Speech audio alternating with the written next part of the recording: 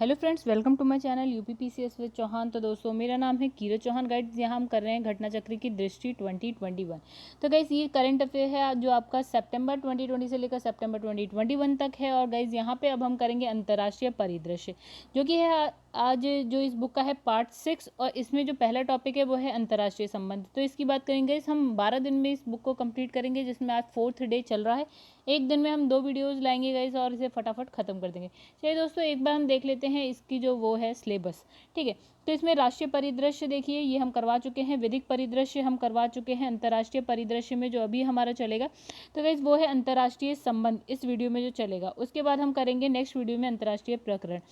तो गाइस, इस तरह से अंतर्राष्ट्रीय परिदृश्य है। देन आर्थिक परिदृश्य हो गया, आपका वैज्ञानिक परिदृश्य हो गया, उत्तर प्रदेश विशेष है। फिर गाइज आपका यहाँ पे संक्षिप्तियाँ हैं और खेल परिदृश्य है। तो इसके बाद गाइज एक बुक हो जाएगी कंप्लीट। तो दोस्तों, अगर वीडियो आपको पसंद आती हो तो प्लीज़ वीडियो को करिएगा लाइक। और जिसने भी चैनल को अभी तक सब्सक्राइब नहीं किया है दोस्तों, चैनल को सब्सक्राइब कर लीजिएगा। चलिए अब हम क्या करते हैं, स्टार्ट करते हैं। तो देखिए, यहाँ पे है पहला जो है वो है आपका अंतर्राष्ट्रीय परिदृश्य। देखिए इसके ऊपर क्या लिखा है। इसमें लिखा है वैश्विक राजनीतिक सामाजिक घटनाओं और अंतर्राष्ट्रीय संगठनों के समाचारों का लेखा जोखा। ओके, चलिए फिर फटाफट स्टार्ट करते हैं, जल्दी जल्दी खत्म करते हैं। इसमें लिखा है सबसे पहले अंतर्राष्ट्रीय संबंध की हम बात करें तो भारत और ऑस्ट्रेलिया की बात करते हैं। तो यहाँ लिखा है कि 11 सितंबर 2021 को प्रथम भारत ऑस्ट्रेलिया 2+2 मंत्री स्तरीय वार्ता का आयोजन नई दिल्ली में किया गया। तो रक्षा और विदेश मंत्री स्तरीय इस वार्ता में भारत का प्रतिनिधित्व कौन कर रहे हैं? राजनाथ सिंह रक्षा मंत्री और एस जयशंकर जो कि हमारे विदेश मंत्री हैं। और फिर आपका है ऑस्ट्रेलिया का प्रतिनिधित्व कौन? मारिस पायने जो कि विदेश मंत्री है वहाँ के। और क्या नाम है? पीटर ड्यूटन जो कि यहाँ के रक्षा मंत्री हैं। तो इसमें लिखा है भारत ऑस्ट्रेलिया द्विपक्षीय संबंधों के व्यापक रणनीतिक साझेदारी में परिवर्तन होने के परिणाम स्वरूप ये वार्ता क्या है? आयोजित हुआ। ठीक है, फिर इसमें लिखा है कि उल्लेखनीय है कि 4 जून 2020 को आयोजित प्रथम Bharat Australia virtual leaders summit के दौरान दोनों देशों के प्रधानमंत्रियों के मध्य द्विपक्षीय संबंधों को व्यापक रणनीतिक साझेदारी तक बढ़ाने पर क्या है सहमति बनी थी। तो इसमें दोनों देशों के विदेश और रक्षा मंत्रियों के मध्य प्रत्येक 2 वर्ष पर रणनीतिक मुद्दे पर चर्चा हेतु 2+2 वार्ता आयोजित करने का प्रावधान शामिल है। फिर उल्लेखनीय है कि भारत के साथ 2+2 मंत्री स्तरीय वार्ता आयोजित करने वाला ऑस्ट्रेलिया तीसरा देश है। और ऐसे दो देश कौन कौन से हैं कैसे पहले के? वो है अमेरिका और जापान। उल्लेखनीय है कि भारत और रूस के मध्य भी जो है 2+2 मंत्री स्तरीय वार्ता का आयोजन पर सहमति बनी है। तो द्वितीय भारत ऑस्ट्रेलिया 2+2 मंत्री स्तरीय वार्ता वर्ष 2023 में आयोजित होगी। ठीक है, जो सेकंड वाली होगी। अब यहाँ लिखा है दूसरा है भारत और डेनमार्क की बात करते हैं। तो 9 सितंबर 2021 को भारत और डेनमार्क ने हरित रणनीतिक साझेदारी के अंग के रूप में नई दिल्ली में अपतटीय पवन और नवीकरणीय ऊर्जा हेतु एक संयुक्त उत्कृष्टता केंद्र को लॉन्च किया है। तो उल्लेखनीय है कि भारत और डेनमार्क के मध्य हरित रणनीतिक साझेदारी को क्या लिखा है? सितंबर 2020 में लॉन्च किया गया था। ठीक है, इस केंद्र का उद्देश्य नवीकरणीय ऊर्जा संबंधी भारत के महत्वाकांक्षी लक्ष्यों का समर्थन करना है। तो उल्लेखनीय है कि ये केंद्र एक प्रकार का क्या है? आपका ज्ञान हब है। ठीक है, नॉलेज हब है। तो ये केंद्र प्रारंभ में जिन 4 कार्य समूहों के आसपास केंद्रित होगा, ठीक है, वो कौन कौन से? स्थानीय योजना, दूसरा हो गया वित्तीय ढांचे की शर्तें, तीसरा हो गया आपूर्ति श्रृंखला अवसंरचना और चौथा हो जाएगा मानव परीक्षण। चलिए नेक्स्ट हम देखते हैं भारत और अमेरिका का। तो यहाँ लिखा है कि 9 सितंबर 2021 को नवीकृत भारत अमेरिका रणनीतिक स्वच्छ ऊर्जा भागीदारी को लॉन्च किया गया। और फिर यहाँ लिखा है SCEP को भारत अमेरिका जलवायु और स्वच्छ ऊर्जा एजेंडा 2030 भागीदारी के अनुसरण में नए रूप में लॉन्च किया गया है। तो उल्लेखनीय है कि 22 से 23 अप्रैल 2021 को अमेरिका द्वारा आयोजित क्या लीडर्स समिट ऑन क्लाइमेट के दौरान प्रधानमंत्री नरेंद्र मोदी और अमेरिकी राष्ट्रपति जो बाइडेन जलवायु एवं क्या है स्वच्छ ऊर्जा एजेंडा 2030 भागीदारी की घोषणा की थी। ठीक है, उसके बाद लिखा है SCEP के तहत सहयोग के 5 स्तंभों का 5 स्तंभों पर अंतर सरकारी बैठकों का आयोजन किया जाएगा। तो ये स्तंभ कौन कौन से हैं गाइस? एक तो हो गया विद्युत और ऊर्जा दक्षता, दूसरा हो गया उत्तरदायी तेल और गैस, फिर नवीकरणीय ऊर्जा और सतत विकास, देन आपका जो फिफ्थ है वो है उभरते ईंधन। चलिए नेक्स्ट पेज पे आ जाते हैं दोस्तों। तो यहाँ क्या लिखा है? उल्लेखनीय है कि अप्रैल 2018 में भारतीय जो प्रधानमंत्री और तत्कालीन अमेरिकी राष्ट्रपति डोनाल्ड ट्रंप की पहल पर भारत अमेरिकी रणनीतिक ऊर्जा भागीदारी की स्थापना की गई थी और SCEP के रूप में नवीकृत किया गया है। ठीक है, अब इसमें लिखा है SCP के तहत भारत और अमेरिका सहयोग के 4 स्तंभों पर सहमत हुए थे। ठीक है, तो इसमें लिखा है जबकि SCEP में उभरते ईंधन नामक एक नया स्तंभ को जोड़ा गया है। तो इसका उद्देश्य स्वच्छ ऊर्जा ईंधनों को बढ़ावा देना है। तो दोनों देशों ने Bharat America gas task force, ठीक है, का पुनर्नामकरण भारत अमेरिका निम्न उत्सर्जन गैस टास्क फोर्स के रूप में करने की घोषणा की है और इस अवसर पर जैव ईंधन पर एक नए भारत अमेरिकी कार्यबल के गठन की घोषणा की गई है। तो उल्लेखनीय है कि अमेरिका ने अपने शुद्ध ग्रीन हाउस गैस उत्सर्जन में वर्ष 2025 के स्तर की तुलना में 2030 में 50 से 52% की कटौती का लक्ष्य निर्धारित किया है और भारत ने 2030 तक क्या है 450 गीगावाट नवीकरणीय ऊर्जा की स्थापना और लक्ष्य निर्धारित किया है। तो 4 मार्च 2021 को असम से संयुक्त राष्ट्र अमेरिका के लिए जो है लाल चावल यानी कि बावधान की पहली खेप को रवाना किया गया है। तब गाइस यहाँ पे नेक्स्ट जो लिखा है वो है जलवायु कार्यवाही और वित्तीय गतिशीलता संवाद। तो यहाँ है CAFMD। तो 13 सितंबर 2021 को भारत और अमेरिका ने जलवायु कार्यवाही वित्तीय गतिशीलता संवाद को लॉन्च किया। तो उल्लेखनीय है कि CAFMD भारत अमेरिका जलवायु एवं स्वच्छ ऊर्जा एजेंडा 2030 भागीदारी के दो ट्रैक में से एक है। इसका दूसरा ट्रैक क्या है? भारत अमेरिका रणनीतिक स्वच्छ ऊर्जा भागीदारी। तो गाइस नेक्स्ट हम देखेंगे भारत और मालदीव के मध्य क्या नया हुआ है। तो यहाँ पे लिखा है कि 25 मई 2021 को भारत द्वारा क्या लिखा है अड्डू शहर मालदीव में भारत के एक नए वाणिज्यिक दूतावास यानी कि क्या लिखा है कॉन्सुलेट जनरल को खोलने की मंजूरी प्रदान की गई है। 2 जून 2021 को केंद्रीय मंत्रिमंडल ने भारत और मालदीव के मध्य क्या है सतत शहरी विकास सस्टेनेबल अर्बन डेवलपमेंट के क्षेत्र में सहयोग पर जो है आपका MOU को मंजूरी प्रदान की है। ज्ञात है कि इस MOU पर फरवरी 2021 में क्या हस्ताक्षर किए गए थे। आगे बढ़ते हैं। तो यहाँ लिखा है आगे कि 16 मार्च 2021 को केंद्रीय मंत्रिमंडल ने भारत और मालदीव के मध्य खेल और युवा मामलों के क्षेत्र में सहयोग पर MOU को मंजूरी प्रदान की है। ज्ञातव्य है कि यह MOU नवंबर 2020 में हस्ताक्षरित हुआ था। तो अब नेक्स्ट हमारा है भारत दक्षिण कोरिया की बात करेंगे। तो इसमें लिखा है 26 मार्च 2021 को दिल्ली कैंट में भारत दक्षिण कोरिया मैत्री पार्क का उद्घाटन किया गया। ये पार्क भारत दक्षिण कोरिया के सुदृढ़ मैत्री संबंधों का क्या है प्रतीक है और साथ ही यह पार्क जो है आपका कोरियाई युद्ध 1950-53 से संयुक्त राष्ट्र के तत्वाधान में भारत के योगदान के क्या है स्मारक के रूप में भी है। चलिए फिर लिखा है कि 6 एकड़ के हरित क्षेत्र में विस्तृत इस पार्क को भारत सरकार ने रक्षा मंत्रालय, भारतीय थल सेना, दिल्ली छावनी बोर्ड, फिर है कोरियाई दूतावास और कोरियाई for veterans association of India के संयुक्त परामर्श से विकसित किया है। फिर नेक्स्ट आपका है भारत और बांग्लादेश। तो बांग्लादेश की प्रधानमंत्री क्या नाम है उनका? शेख हसीना के निमंत्रण पर प्रधानमंत्री नरेंद्र मोदी ने 26 से 27 मार्च 2021 के दौरान बांग्लादेश की राजकीय यात्रा संपन्न की। तो कोविड-19 महामारी के प्रकाश में आने के बाद प्रधानमंत्री नरेंद्र मोदी की ये पहली क्या थी विदेश यात्रा थी। तो प्रधानमंत्री की ये जो बांग्लादेश यात्रा 3 युगांतरकारी घटनाओं के इस मरणोत्सव के अवसर पर संपन्न हुई, जिसका विवरण निम्न है। पहला इसमें लिखा है मुजीब बोरशो। तो गाइस ये है बंग बंधु शेख मुजीबुर रहमान की जन्म शताब्दी थी ये। तो इनका नाम आपने हिस्ट्री में पढ़ा होगा गाइस। उसके बाद भारत एवं बांग्लादेश के मध्य राजनीतिक संबंधों की स्थापना के 50 वर्ष हो गए। फिर बांग्लादेश के स्वतंत्रता संग्राम की 50वीं जो है आपकी वर्षगांठ थी। ठीक है, मतलब आप 1971 से लेकर चलेंगे और 2021 तक 50 साल हो चुके हैं। अब यहाँ लिखा है कि जो 26 मार्च 2021 को प्रधानमंत्री नरेंद्र मोदी बांग्लादेश की स्वतंत्रता की स्वर्ण जयंती के अवसर पर आयोजित समारोह में मुख्य अतिथि के रूप में शामिल थे और प्रधानमंत्री नरेंद्र मोदी ने शेख मुजीबुर रहमान को मरणोपरांत गांधी शांति पुरस्कार 2020 से सम्मानित किया। उसके बाद प्रधानमंत्री ने भारत में बांग्लादेश युवाओं के अध्ययन के लिए 1000 सुवर्ण जयंती छात्रवृत्ति प्रदान करने की घोषणा की। तो बांग्लादेश के राष्ट्रीय दिवस समारोह के अवसर पर प्रख्यात हिंदुस्तानी शास्त्रीय गायक क्या नाम है पंडित अजय चक्रवर्ती ने बंगबंधु को समर्पित एक विशेष राग यानी कि राग मैत्री की रचना की। तो इस नेक्स्ट पे आते हैं हम लोग। नेक्स्ट जो पेज है हमारा पेज नंबर आज के लिए 3 है।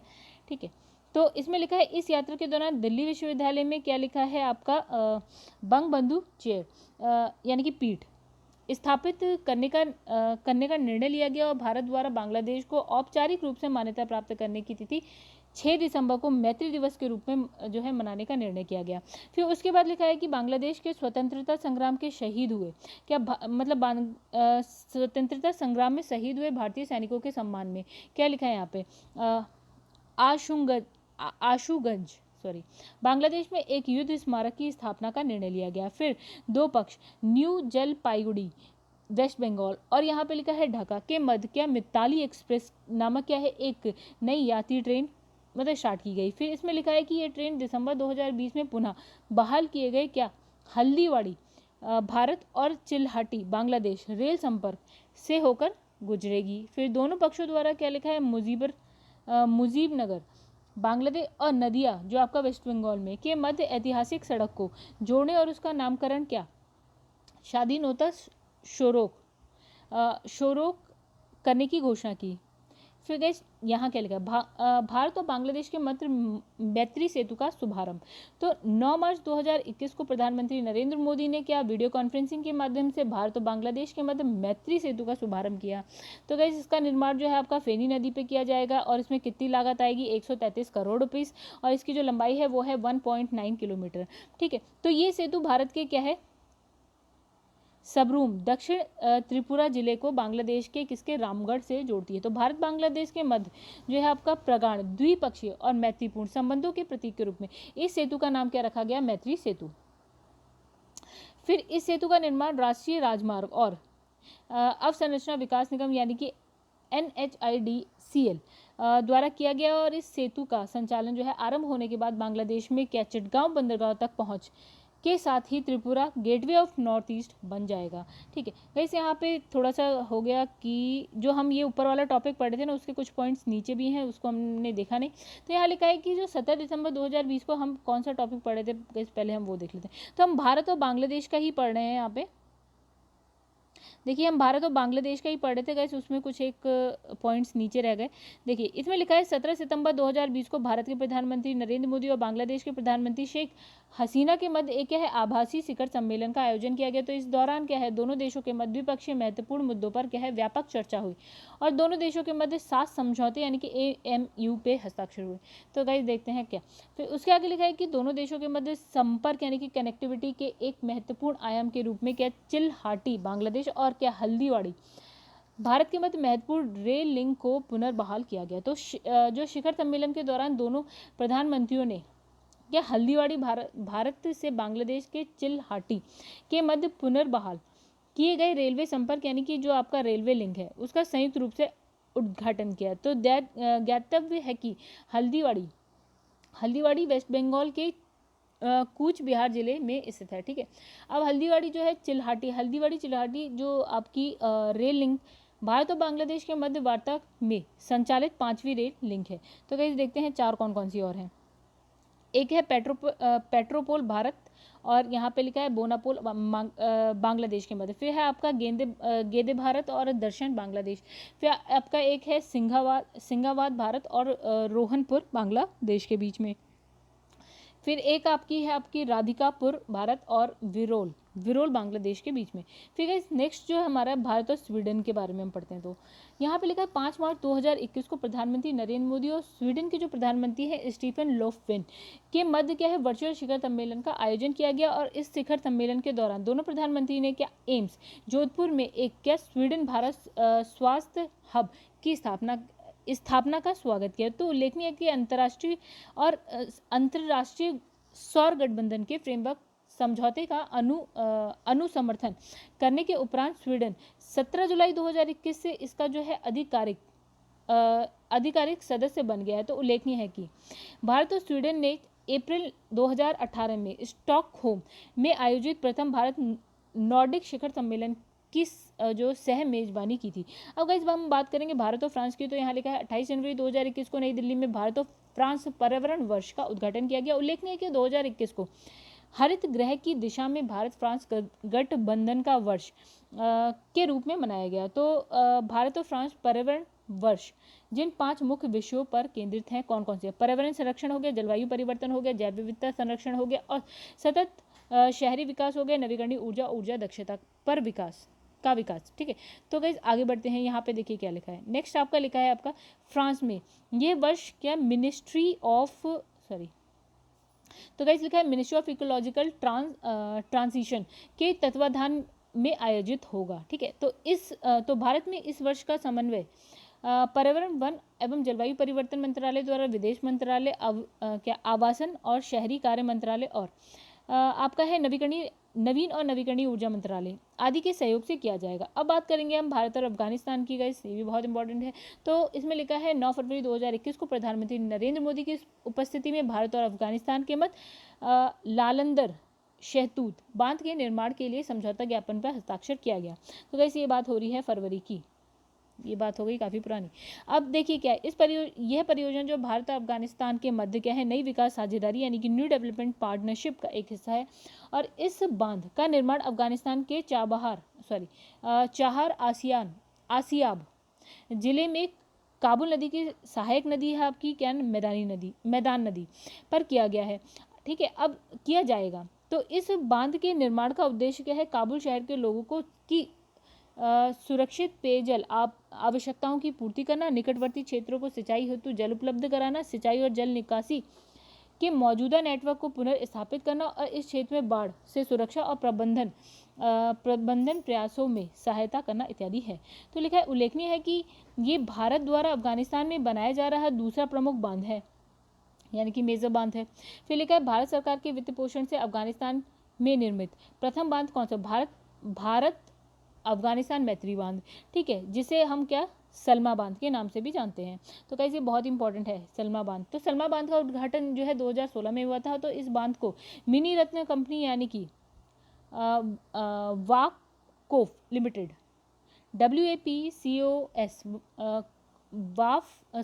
वापकोस लिमिटेड द्वारा जो है कार्यान्वित किया जा रहा है। ठीक है। अब इसमें लिखा है कि ऑपरेशन देवी शक्ति। तो अफगानिस्तान पर एक मिनट गाइस, चलिए इसके आगे देख लेते हैं कि इसमें और आगे का तो कुछ नहीं। चलिए अब इस बॉक्स में देखते हैं, लिखा है ऑपरेशन देवी शक्ति, इसका पढ़ लेते हैं। तो अफगानिस्तान पर तालिबान के नियंत्रण के उपरांत भारत के 16 अगस्त 2021 को काबुल से भारतीय नागरिकों और अफगान सहयोगियों को सुरक्षित भारत लाने के एक जटिल मिशन की शुरुआत की। तो इस मिशन को ऑपरेशन देवी शक्ति नाम दिया गया था। चलिए तो ये भी इंपॉर्टेंट है गाइस, ऑपरेशन देवी शक्ति याद रखिएगा। फिर लिखा है इस अभियान में भारतीय वायुसेना के देखिए तो C-17 globe master 3 heavy lift सैन्य परिवहन विमान और C-130 मतलब 130J परिवहन विमान का उपयोग किया गया। तो ये दोनों आप याद रखिएगा guys, C-17 globe master 3 heavy lift सैन्य परिवहन और आपका है C-130J परिवहन विमान का उपयोग किया गया। तो इस परिप्रेक्ष्य में दक्षिण कोरिया की सशस्त्र सेनाओं द्वारा ऑपरेशन मिरेकल और कनाडा द्वारा ऑपरेशन एजिस का संचालन किया गया। फिर उल्लेखनीय है कि मई 2021 में अफगानिस्तान सरकार और तालिबान के मध्य जारी सैन्य संघर्ष के क्रम में क्या होता है 15 अगस्त 2021 को तालिबान ने अफगानिस्तान की राजधानी जो काबुल है उस पर नियंत्रण स्थापित कर दिया। फिर हम बात करेंगे भारत और वियतनाम की। तो वियतनाम कहाँ है गाइस? तो आप ये इन सब चीज़ों के लिए ना, जब भी आप इंटरनेशनल रिलेशनशिप की बात करते हैं तो गाइस उसमें आप मैप जरूर खोला करिए। फिर यहाँ पे लिखा है कि 21 दिसंबर 2021 को प्रधानमंत्री नरेंद्र मोदी और वियतनाम के तत्कालीन जो प्रधानमंत्री है क्वेन जुआन फुक के मध्य वर्चुअल जो शिखर सम्मेलन का आयोजन किया गया। फिर यहाँ पे लिखा है भारत और वियतनाम वर्चुअल शिखर सम्मेलन के दौरान क्या होता है कि शांति, समृद्धि और जनसमूह के लिए भारत वियतनाम संयुक्त विजन को अंगीकृत किया गया।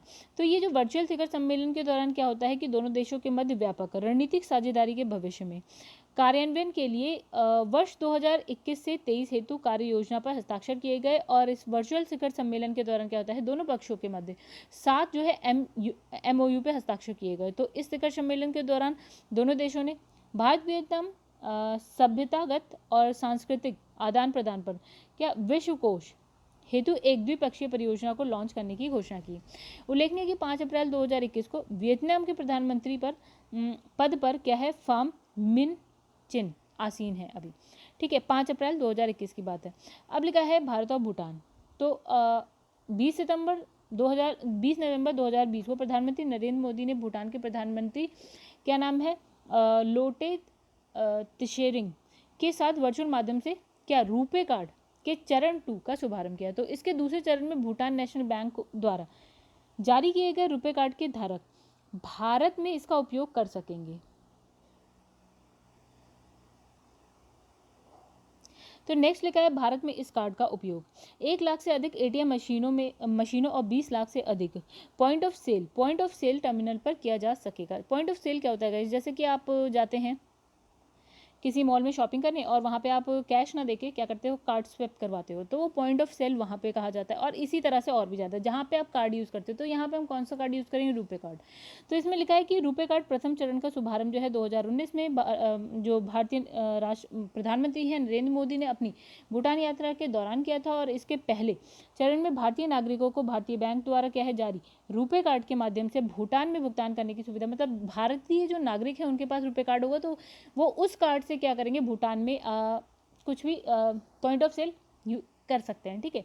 तो आगे देख लेते हैं एक बार गाइस। हाँ, तो यहाँ लिखा है भूटान में भीम UPI। तो 13 जुलाई 2021 को NPCI international payment limited national payment corporation of India की अंतर्राष्ट्रीय शाखा ने भूटान में भीम UPI QR आधारित भुगतान को सक्षम और कार्यान्वित करने के लिए भूटान के रॉयल मॉनेटरी अथॉरिटी के साथ साझेदारी की घोषणा की। मतलब देखिए गाइस, आप UPI कर सकते हैं भूटान जाके भी।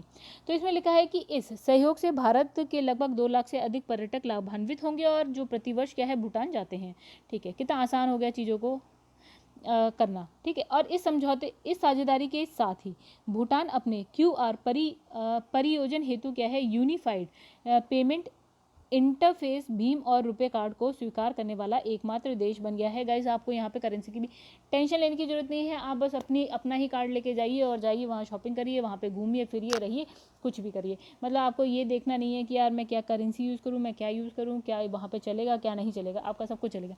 तो गाइस यहाँ लिखा है UPI ने वर्ष 2020 में $457 मिलियन धन हस्ताक्षर को सक्षम किया है जो भारत के सकल घरेलू उत्पाद का कितना है 15% है। चलिए आगे बढ़ते हैं। फिर लिखा है भारत इटली की बात कर लेते हैं। तो इटली कहाँ मिलेगा गाइस, आपको यूरोप में मिलेगा। तो इसमें लिखा है 6 नवंबर 2020 को प्रधानमंत्री नरेंद्र मोदी इटली के तत्कालीन प्रधानमंत्री क्या नाम है उनका ग्यूसेप्पे कोंटे के मध्य एक वर्चुअल द्विपक्षीय शिखर सम्मेलन का आयोजन किया गया था। तो यूरोपीय संघ ने जर्मनी है, बेल्जियम, ब्रिटेन एंड फ्रांस के बाद इटली भारत का 5वां सबसे बड़ा क्या हो गया व्यापारिक भागीदार हो गया।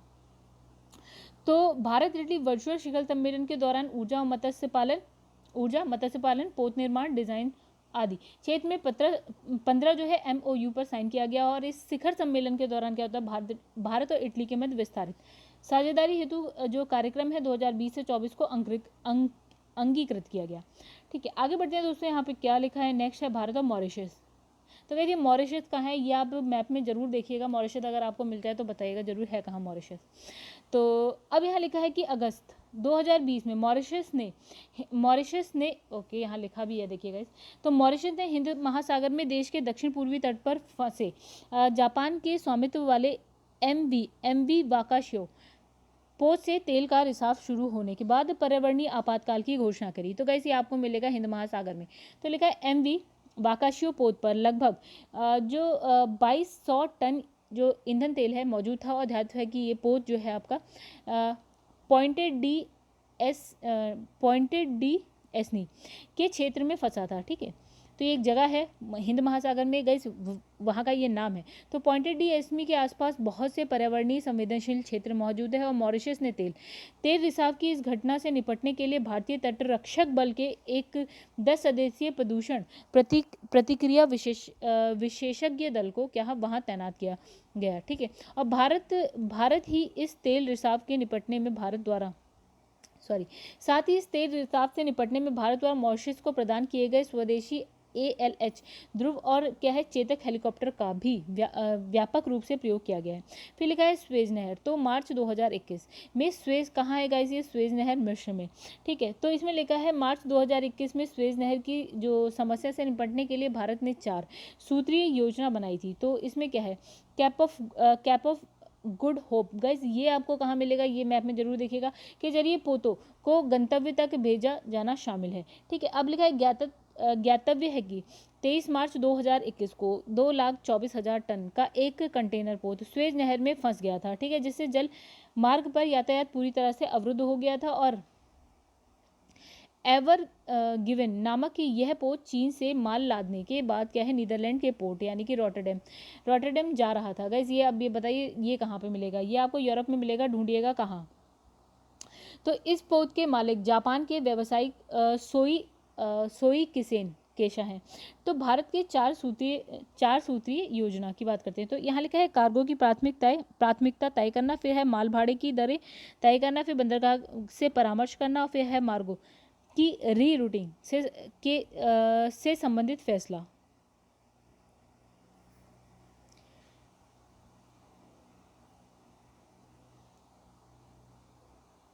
तो गाइस यहाँ पे ये वाला जो चैप्टर है वो हमारा कंप्लीट हो चुका है, ये वाला पार्ट हमारा कंप्लीट हो चुका है। तो गाइस अगर वीडियो पसंद आए तो वीडियो को लाइक करिएगा, पसंद आए तो कमेंट करके जरूर बताइएगा, पसंद आए तो शेयर भी करिएगा। और गाइस जिसने भी चैनल को अभी तक सब्सक्राइब नहीं किया है चैनल को सब्सक्राइब कर लेगा। इस मेरे चैनल का नाम है #UPPCS with Chauhan for all government exams. चलिए दोस्तों यहाँ पे करते हैं इस वीडियो को खत्म, फिर हम मिलते हैं आपसे नेक्स्ट वीडियो में। इसी के आज ही मिलेंगे गाइस, इसी का जो नेक्स्ट पार्ट आएगा ना उसमें मिलते हैं आपसे फिर से।